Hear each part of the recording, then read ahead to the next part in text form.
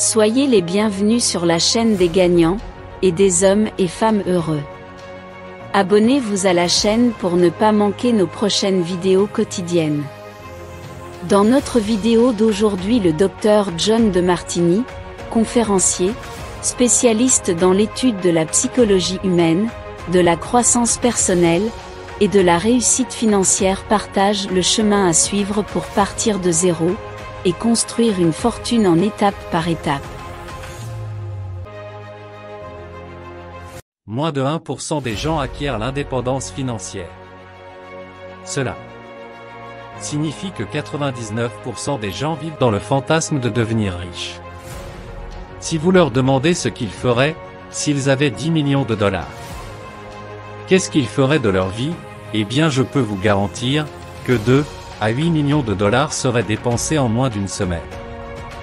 Si vous leur demandez ce qu'ils feraient, s'ils avaient 10 millions de dollars, ils vous diraient sans doute qu'ils achèteraient des voitures, des bijoux, des vêtements, qu'ils partiraient en voyage. Ils agiraient comme des consommateurs, et dilapideraient leur patrimoine. La plupart des gens dépensent leur argent dans des biens consommables, ou dans des biens qui perdent de la valeur au fil du temps. En vérité, très peu de personnes agissent dans le but de se constituer un patrimoine. Vous devez absolument comprendre que vous devez investir, et acheter des choses qui prennent de la valeur, si vous souhaitez devenir riche. Tout d'abord, vous devez faire le point sur tout ce que vous avez déjà accompli au cours de votre vie. Comment cela vous a servi, et comment cela a servi les autres afin d'éliminer tout sentiment de honte, et de culpabilité. Ensuite, vous devez vous asseoir, et vous demander qu'est-ce que je peux faire pour aider les gens. Parce que vous ne deviendrez jamais riche, si vous n'apportez pas de valeur aux autres, et si vous ne consacrez pas votre vie à aider les autres. En leur apportant de la valeur, que ce soit en leur proposant un service, ou en leur vendant un produit. Alors votre envie de devenir riche sera reléguée au stade du fantasme, alors votre argent continuera de s'envoler de votre poche pour aller se glisser dans la poche d'un autre. Car si vous n'accordez pas de valeur à la richesse, vous ne parviendrez jamais à vous enrichir. Parce que l'argent circule dans notre société dans un sens bien précis. Il part de ceux qui lui accordent le moins d'importance, pour aller se loger dans les poches de ceux qui lui accordent le plus d'importance. Vous devez donc accorder plus d'importance à la création de richesse, qu'à vos dépenses. Vous devez accorder plus d'importance au fait de servir les gens, plutôt que de leur demander de l'aide. Et vous devez être capable de vous consacrer à quelque chose qui est vraiment en accord avec vos valeurs, sinon vous ne durerez pas dans le temps. Si vous ne respectez pas ces principes, vous ne parviendrez pas à créer un élan, et à persévérer pour atteindre vos objectifs financiers. Les personnes qui réussissent sont prêtes à étudier, à faire des recherches de manière constante, parce qu'elles accordent de l'importance à la création de richesses. À l'âge de 11 ans, Warren Buffett avait déjà lu tous les livres de la bibliothèque de sa ville d'Omaha. Il était déterminé à obtenir des résultats rapidement. Les personnes qui sont engagées réellement dans la constitution d'un patrimoine, font des recherches, étudient, et recherchent des mentors, afin de mettre en application leur savoir. En mettant en place des stratégies d'épargne, et d'investissement, elles essaient constamment d'aider le plus de monde possible afin que leur business prospère. Ce qui se passe, c'est que chaque être humain vit, selon un ensemble de priorités, un ensemble de valeurs chacun défini. Les choses qui sont les plus importantes, et les choses qui sont les moins importantes à ses yeux. Lorsque vous vous fixez des objectifs qui sont en accord avec vos valeurs les plus importantes, vous devenez tout à coup une personne extrêmement rigoureuse, et d'une imparable efficacité. C'est à ce moment-là que l'être humain devient le plus reconnaissant, le plus résilient et le plus discipliné, et surtout le plus épanoui dans sa vie. Chaque fois que vous essayez d'agir, selon des valeurs qui ne vous correspondent pas, et que vous vous mettez à agir à travers les valeurs d'autres personnes, vous vous mettez à procrastiner, vous devenez hésitant, et vous devenez par la force des choses victime de votre histoire, et non maître de votre destin. Donc prenez du temps pour observer comment les gens remplissent leur journée. Observez ce sur quoi ils sont disciplinés, et concentrés. Observez les domaines dans lesquels ils sont les plus organisés, regardez dans quoi ils dépensent le plus d'argent. Analysez ce qui leur donne le plus d'énergie. Essayez de savoir ce à quoi ils pensent, et écoutez attentivement ce dont ils parlent entre eux. Observez également par quoi ils sont inspirés, quels sont leurs objectifs, que est-ce qu'ils apprennent. En établissant la moyenne de toutes ces informations, vous arriverez généralement à identifier un ou des domaines afin de leur apporter de la valeur. Si vous parvenez à faire une introspection lucide sur vous-même, et que dans le même temps, vous parvenez à répondre à ces questions, alors vous découvrirez ce pourquoi vous êtes destiné. Vous découvrirez la chose qui vous fera vous lever de votre lit chaque matin sans aucune difficulté. Vous serez même heureux de vous lever. Tout individu qui se fixe des objectifs, qui sont pleinement alignés avec ses valeurs les plus élevées a la plus grande probabilité d'être spontanément inspiré le matin pour se lever et accomplir de grandes choses. Donc si vous êtes un entrepreneur qui travaille dans un domaine qui a du sens pour vous, alors vous ne manquerez jamais d'énergie. Ça c'est un point qui a souvent été abordé par Warren Buffett. Bill Pollock, qui est le fondateur de Drake International, a dit un jour depuis 1951. Depuis que j'ai trouvé ce que j'aime faire, je n'ai plus jamais travaillé un seul jour de ma vie. En plus de cela, un entrepreneur doit également découvrir quelles sont les valeurs les plus importantes de son marché cible, afin de s'assurer qu'il fournit un service qui répond à des besoins spécifiques. La détermination de vos valeurs, et des valeurs des autres personnes que vous voulez servir, est donc un élément essentiel. Car vous êtes ici pour trouver quelque chose qui sert les autres, mais également pour trouver quelque chose qui a du sens pour vous. Si vous trouvez ces deux choses, alors vous avez réussi à identifier votre niche. Maintenant que vous savez exactement ce que vous aimeriez faire en vous levant le matin, et que vous avez identifié les besoins des gens, vous devez tout faire pour leur offrir le meilleur service, ou le meilleur produit possible. Parce que vous savez, tout le monde a un ensemble de priorités, un ensemble de valeurs dans sa vie. Et quand vous descendez petit à petit dans la liste de ces priorités, vous devenez moins inspiré, moins épanoui. Vous devenez fade même parfois à réaliser certaines actions. Et si vous n'y arrivez pas, vous abandonnez. La clé est donc de s'assurer que tout ce que vous faites fait partie de votre plus haute priorité, la chose qui a le plus de sens pour vous, afin que vous n'abandonniez pas, que vous ayez de la résilience, et que vous acceptiez autant la douleur que le plaisir dans la poursuite de votre grand objectif. La différence entre l'inspiration qui vient de l'intérieur, et que les personnes qui sont inspirées de l'intérieur vivent selon leurs valeurs les plus élevées.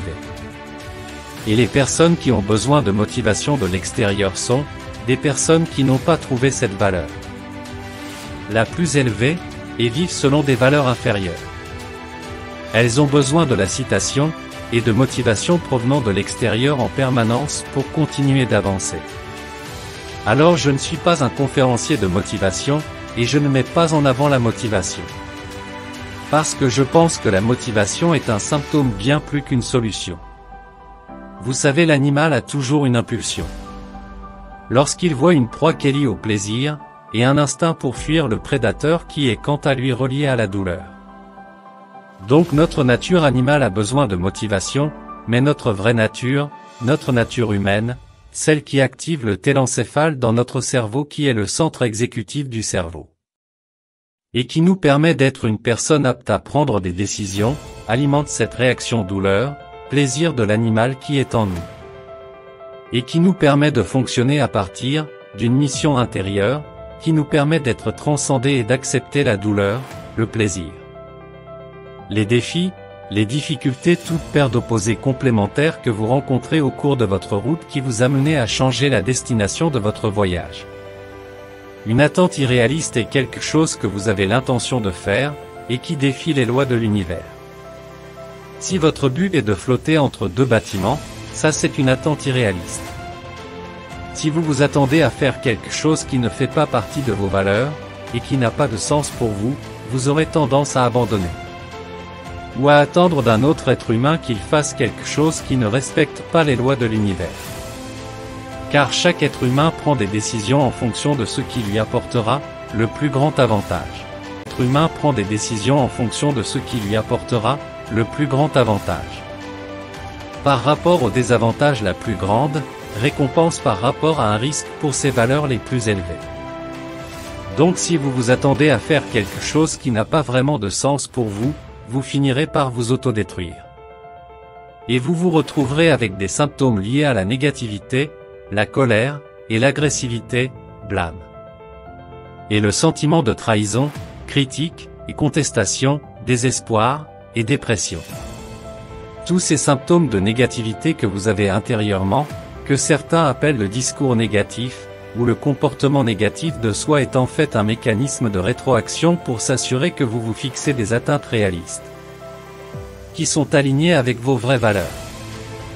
La chose la plus sage à faire est de commencer par établir des objectifs simples, que vous pouvez atteindre, sans trop de difficultés, et de mettre en place des actions pour les atteindre le plus efficacement possible. En suivant ce conseil, je peux vous assurer que votre petite tirelire deviendra, un jour, une grosse stérilet. Vos petites actions peuvent vous permettre d'accomplir de grands rêves parce que, si vous arrivez à vivre en accord avec vos valeurs les plus élevées, vous aurez alors une plus grande probabilité d'atteindre vos objectifs. Et vous refuserez catégoriquement d'abandonner malgré les obstacles qui se dresseront sur votre chemin. Donc si vous vous fixez des objectifs qui sont cohérents, qui ont vraiment du sens pour vous, et que vous commencez à les décomposer en petites étapes, vous finirez tôt ou tard par manifester des résultats. Parce que vous aurez une stratégie qui vous aura permis d'atteindre un niveau de succès. Je conseille toujours aux gens de décomposer leurs grands projets en petits morceaux, puis de se focaliser exclusivement sur un horizon de temps allant de quelques jours à quelques mois maximum. Si vous restez persévérant vers votre but, et que vous effectuez, par exemple, une action quotidienne qui permet de faire un pas de plus vers la réalisation de votre objectif global, alors tôt ou tard vous verrez que toutes ces stratégies mises en place auront eu un effet positif sur vous et votre projet. La procrastination est la résultante directe de trois choses. Une vision trop floue, une vision non fragmentée, ce qui signifie que vous voulez vous attaquer à un objectif trop gros, sans le décomposer en objectifs suffisamment petits, pour que vous puissiez le réaliser, et dernièrement, et pas des moindres, à un non-alignement entre votre projet et vos valeurs. Si vous prenez l'objectif que vous avez, et que vous vous assurez d'être aligné avec les lois de l'univers, que vous vous assurez qu'il correspond vraiment à vos valeurs les plus profondes. Et la façon de savoir cela, c'est de toujours se demander pourquoi est-ce que je fais tout ça. Se poser régulièrement cette question vous aidera à établir des bases pour atteindre vos objectifs. Si vous cochez une de ces trois cases, alors il y a des chances que vous soyez confronté un jour ou l'autre à la procrastination. La procrastination est juste un signal d'alarme pour vous signifier simplement que votre objectif n'est pas suffisamment clair, défini et décomposé.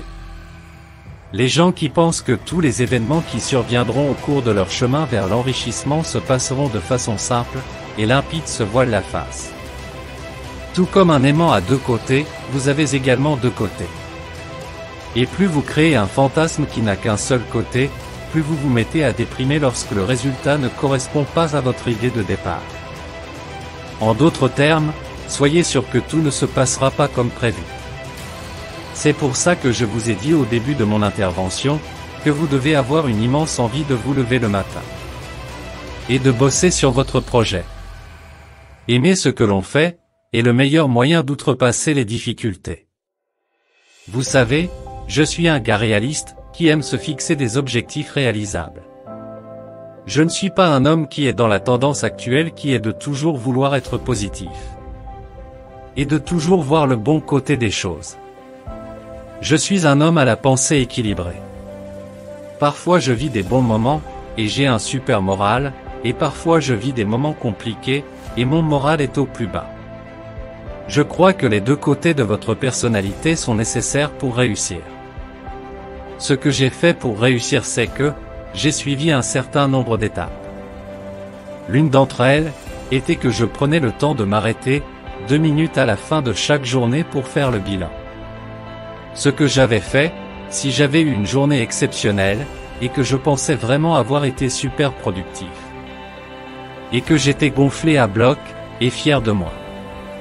Alors je me demandais qui n'ai-je pas eu le temps d'aider aujourd'hui. Me poser cette question me permettait de m'autoréguler pour revenir au centre de mon projet. Et si j'avais une journée difficile, je me demandais qu'est-ce que j'ai accompli aujourd'hui. Qui ai-je rencontré, à qui est-ce que mes actions ont permis d'avoir une journée plus belle que la mienne. J'ai essayé de trouver le négatif dans le positif, et le positif dans le négatif. Chaque jour une des règles que vous devez suivre également, et que vous devez vous forcer à épargner. Je n'ai jamais attendu de faire des bénéfices avec mes entreprises pour mettre de l'argent de côté. Pour la simple et bonne raison que dans mon esprit, j'étais la première personne que mes entreprises devaient rémunérer. C'est ce qui me poussait par la force des choses à toujours vouloir augmenter mes bénéfices. Je me suis donc constitué une grande réserve de liquidité. Ce qui m'a permis de réduire la volatilité des marchés, d'augmenter la qualité des clients que j'avais. Et d'augmenter le nombre d'opportunités qui se présentaient à moi. Je me suis assuré que, je me concentrais sur ces priorités, chaque jour. En déléguant régulièrement les tâches les moins importantes. Car si j'effectue moi-même ces tâches, je savais qu'il allait être compliqué pour moi de me servir en premier dans mes entreprises. L'investisseur Peter Lynch a dit dans les années 90, si vous êtes reconnaissant pour votre travail, si vous aimez ce que vous faites, si vous êtes inspiré par votre vision, et si vous travaillez avec enthousiasme, alors la valeur de votre entreprise ne peut qu'augmenter. Si vous souhaitez acheter des actions, alors concentrez-vous seulement sur les actions dont les caractéristiques remplissent ces 4 principes. Car une entreprise ne peut pas se développer sur le long terme si elle n'est pas fidèle à ces 4 principes. Quand quelqu'un fait quelque chose qui a vraiment du sens pour lui, alors si on lui demande d'abandonner, il continue d'avancer. S'il y a des obstacles, il continue d'avancer, et même s'il y a des difficultés, il continue d'avancer. Réécoutez la vidéo et méditez sur les principes pour changer votre niveau financier. Vous êtes la pierre angulaire de l'édifice. Abonnez-vous à la chaîne et activez la cloche de notification pour ne pas louper nos prochaines vidéos. Succès Club Academy.